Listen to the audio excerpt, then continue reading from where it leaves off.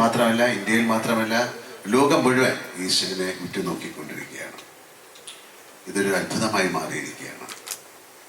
ആന്റണി പറഞ്ഞ പോലെ ഒരു സ്വപ്നമാണോ എന്ന പോലും നമുക്ക് തോന്നുന്ന തരത്തിൽ അത്രയും വളർന്നു കഴിഞ്ഞു എമ്പുരാൻ. നമ്മളൊരു സിനിമ തുടങ്ങുന്ന സമയത്ത് ഇത് ഏറ്റവും വലിയ ഹിറ്റായി മാറണമെന്ന് പ്രാർത്ഥിച്ചുകൊണ്ടാണ് സിനിമകൾ തുടങ്ങുന്നത്. ഞാൻ സിനിമയിൽ വന്നിട്ട് 47 വർഷമായി. ഗോപാലേട്ടൻ പറഞ്ഞ പോലെ എനിക്ക് സിനിമ മാത്രമേ അറിയുള്ളൂ. ഞാൻ സിനിമയിൽ തന്നെയാണ് വളർന്നത്. കാര്യം വളരെ ചെറുപ്പത്തിൽ തന്നെ സിനിമ മേഖലയിലേക്ക് വന്നു. പക്ഷെ എനിക്ക് ഒരുപാട് പേരുടെ അനുഗ്രഹം കിട്ടിയിട്ടുണ്ട്.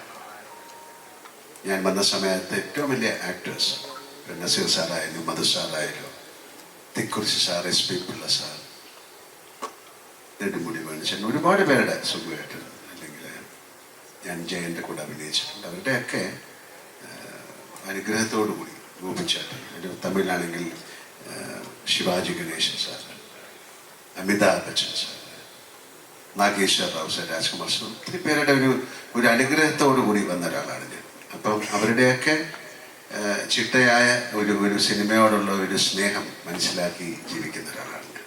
അതുകൊണ്ട് എനിക്ക് സിനിമ അല്ലാതെ വേറെ ഒന്നും ചിന്തിക്കാനുള്ള സമയം കിട്ടിയിട്ടില്ല. ഇനിയിപ്പോൾ ചിന്തിക്കാനുള്ള സമയമില്ല.